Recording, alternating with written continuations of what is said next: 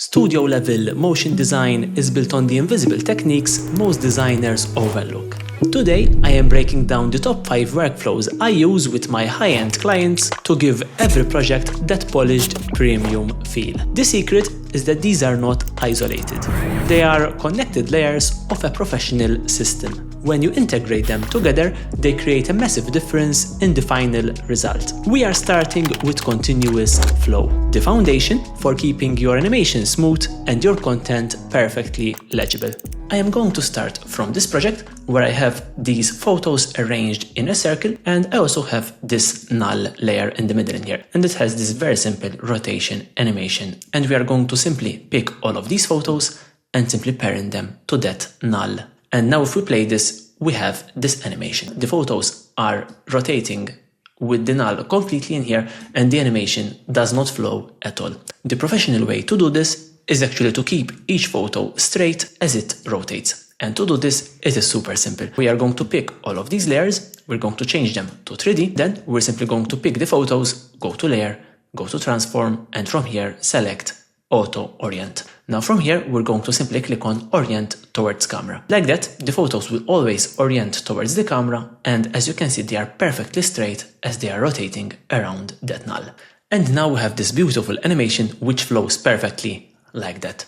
The great thing about this approach is that we can continue the continuous flow even if we animate this along a different axis. So I'm going to hit R on my keyboard on the null layer in here, and I'm simply going to go right over here, and I'm going to now animate the Y rotation. I can simply pull this in a different axis like this, and as you can see, they are still oriented perfectly towards me like that. And now we have this nice animation right over here.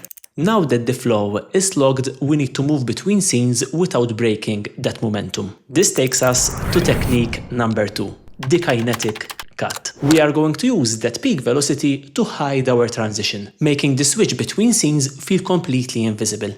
I am going to illustrate this using this simple example. Right over here we can see this simple cut transition from this photo to this photo, and we are going to apply this smooth transition to these two photos. So we are simply going to create a new null, new and null object, and then we are going to parent both of these photos to that null. Just parent them right over here and animate any of its transform properties. So in this case, I'm going to choose scale, but you can also use position, rotation, or whatever makes sense. So we're going to put a keyframe at the start, we're going to move at the end right over here, and we're going to just increase that to around 120%. Go now inside of the graph editor, pick both of these keyframes, hit F9 on our keyboard. To explain this very simply in here, the higher you are in this graph, the more speed you have.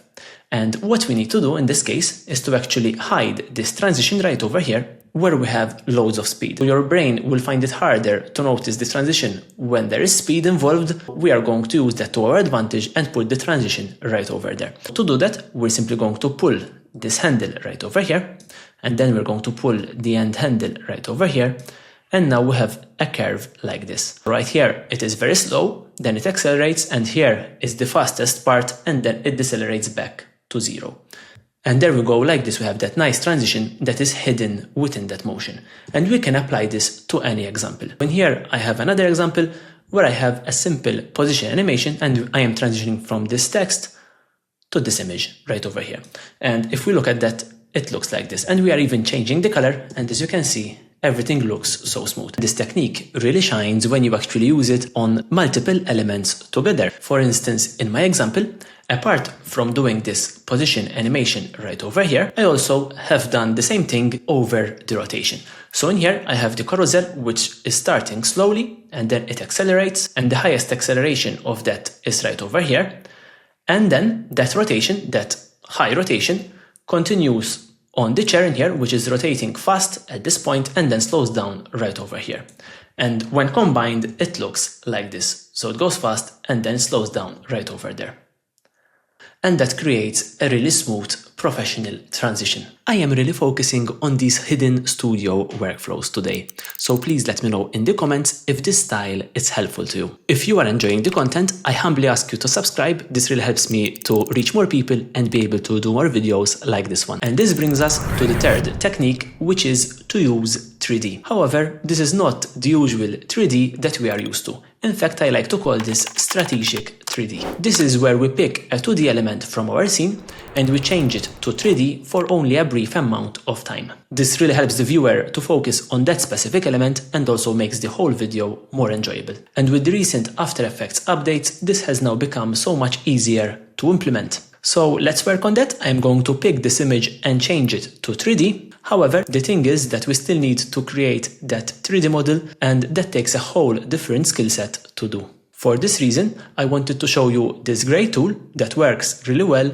and bridges the gap. This is Meshy, who are actually sponsoring this segment. Now, Meshy is a web application, as you can see in here, and the great thing about this is that we can pick any image. So I'm going to pick this chair, I'm going to drag and drop it right over here, and from this image, with a single button, we can simply generate a 3D model. So I'm going to click that, and it takes just a minute to generate, and there we go, we have that chair. Then we can simply texture it. So I'm going to click on texture, and then we can simply use the same photo to texture it. Click texture, the texturing takes another 1 minute, and once that's done, we can go over it right over here. As you can see, we have this chair with the material, and I think this looks perfect for the kind of use that I need.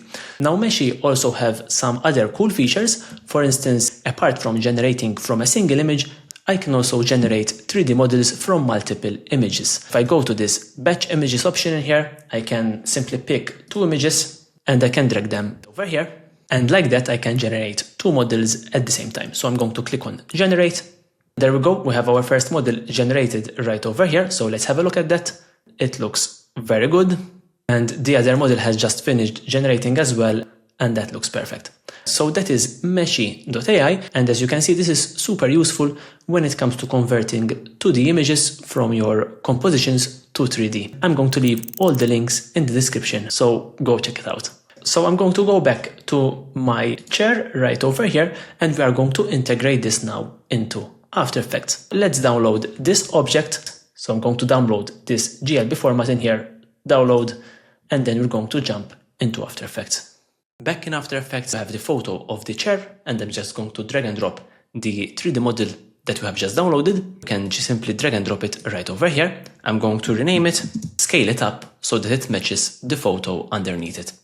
And then we are going to rotate it to match once again that photo underneath it. I'm simply going to position it right over it. And with that done, now we can start adding lights. Let's look at that photo. We have a light coming from this direction, and then we have a slight environment light that is emitting light over these parts. Let's add that. Let's go to layer, new, light, and first we're going to add an environment light. Turn on draft 3D for now, and then we're going to increase the intensity of this. So let's increase that to 200. Then we can go to transform, and we can rotate this light so that light is being emitted from this direction. Then we can add our spotlight. So go to layer, new, and add a light, then spot. Then if we go inside of transform of this, we can move this to the side in here. So that's perfect. I'm simply going to move it up. Move this anchor point right over here. And as you can see, we cannot see much light over this right now. So I'm going to increase the light intensity of this. And what we also need to adjust is the fall off distance. If we increase that now, we will start seeing that light. So now I like the look of the lights, but I still need to enhance a little bit the texture of this model. I want to add a curves effect to this 3D chair. However, we cannot actually add effects directly to the 3D models. So to do that, we need to go to layer, create, and then go to create 3D layer instance. And like this, a new layer is created right over here. You can simply drag a curves effect on that layer, and this will affect the scene underneath it. Enhance the colors a bit in here, enhance the contrast, and I think this meshes quite well the photo that we have. And now with that look ready, I can animate this. So load this for now, hit R on your keyboard. We're going to start from this position, and then we're going to rotate it all the way right over here. Press F9 on our keyboard, open the graph editor, and we're going to pull this handle so that it starts super fast and then end slowly. This is exactly the same thing that I did right over here, where this chair rotates in 3D space.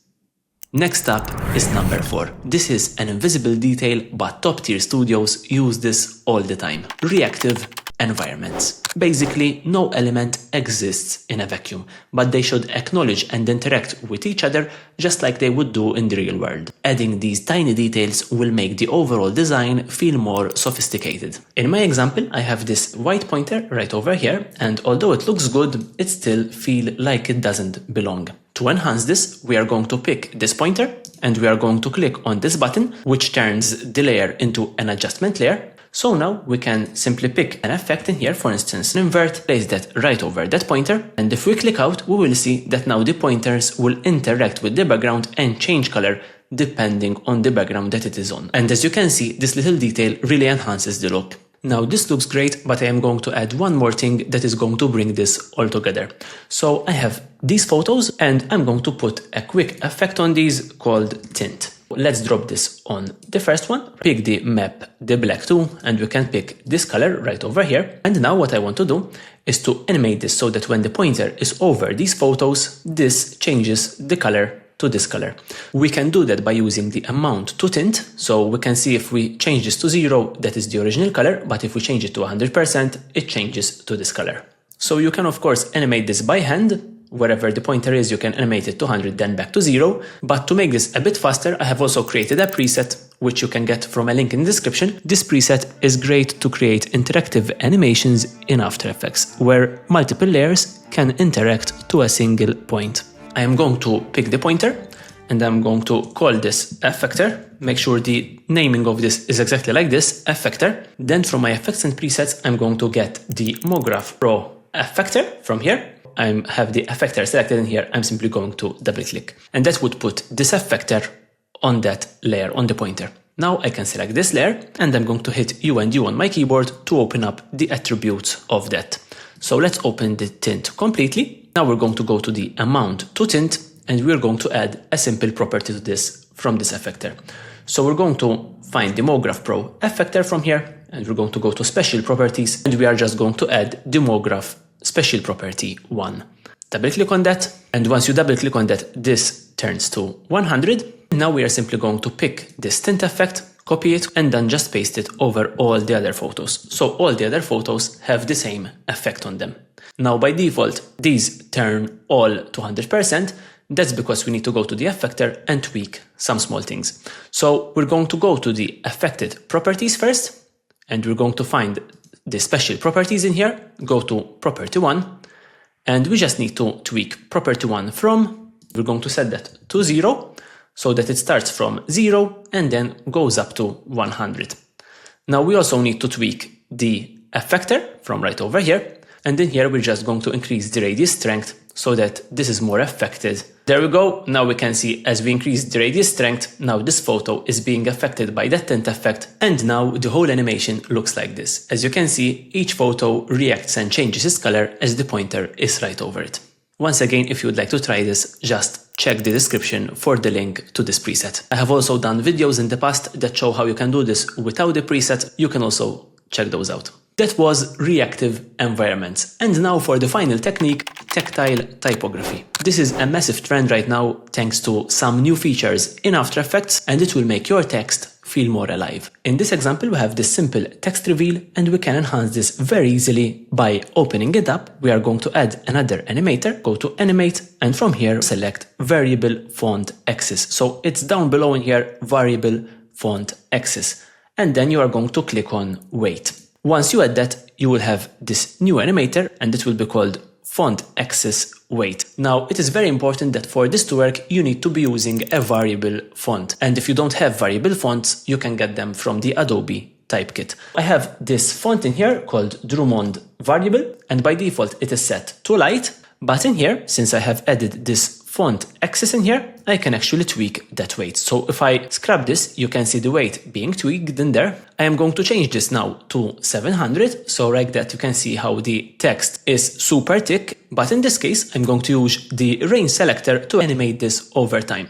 So let's open the range selector. We're going to go to offset and see how that affects it. So we're going to animate this from 0 to 100 in here. So let's start from a 0, click the stopwatch, and then go right over here and add it to 100. And we can continue to enhance this by going to advanced, and we're going to drop the smoothness right over here so that it feels a little bit more tactile. I'm also going to click on randomize order so that this happens randomly on different characters right over here. And like that, our text now have so much more character. And this is how it looks when it is combined with the rest of the scene. And that brings this to an end. If there are any other techniques that you would like to learn about or that you use in your workflow, please let me know in the comment section below. And if you want to go even deeper into some of the techniques, I actually made a dedicated video on reactive environments right over here.